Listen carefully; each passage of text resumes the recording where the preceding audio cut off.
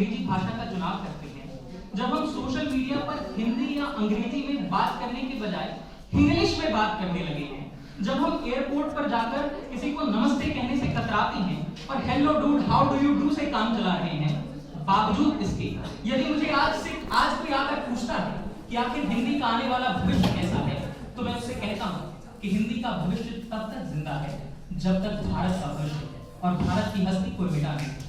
सम्माननीय सभाध्यक्ष एवं मेरे आगंतुक श्रोताओ महोदय, जब अभी कोरोना काल आया तो हम जब फोन किया करते थे, कान में पहली आवाज सुनाई पड़ती थी, जब तक दवाई नहीं तब तक ढिलाई नहीं, 2 गज दूरी, मास्क है जरूरी। यानी जब जब इस देश को वर्तमान परिप्रेक्ष्य में या इतिहास में एक करने की जरूरत पड़ी है, हमें एक ही भाषा की याद आई है और वो है हिंदी। भारत की भाषा, इस भाषा की दशा और दिशा सोशल मीडिया ने और अधिक बढ़ाई है, क्योंकि आप देखिए फेसबुक, ट्विटर, व्हाट्सएप, तमाम अमेरिकी कंपनियां यदि आज अपनी सेवाएं हिंदी में देने को मजबूर हो रही हैं, तो इसलिए क्योंकि उनका सबसे बड़ा मार्केट भारत में है और यदि वो भारतीयों के अनुसार हिंदी में काम नहीं करेंगी तो उनका मार्केट खत्म हो जाएगा।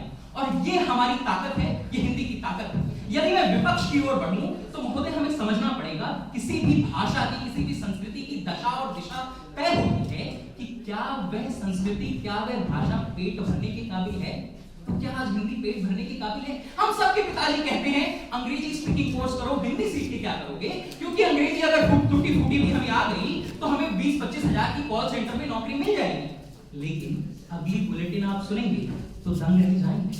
22 सितंबर 2022 की स्क्रॉल.इन की रिपोर्ट के अनुसार दरअसल भारत में अच्छी खासी हिंदी लेखकों की सालाना आय मात्र 3 लाख रुपए औसतन, यानी महीने के मात्र 25,000 रुपए। अब ऐसे में हिंदी की दशा और दिशा को मुझे और गिनाने की आवश्यकता नहीं है महोदय। जब मैं देखता हूं कि आए दिन हम हिंदी को नकारते हैं इस वजह से कि हमें आधुनिक दिखना है, तो हम इसके लिए कर क्या सकते हैं महोदय? सबसे बड़ा उदाहरण पेश किया हमारे आदरणीय प्रधानमंत्री ने। जब वो संयुक्त राष्ट्र में जाते हैं तो हिंदी में अपना संबोधन पूरे विश्व को अपना संबोधन हिंदी में देते हैं।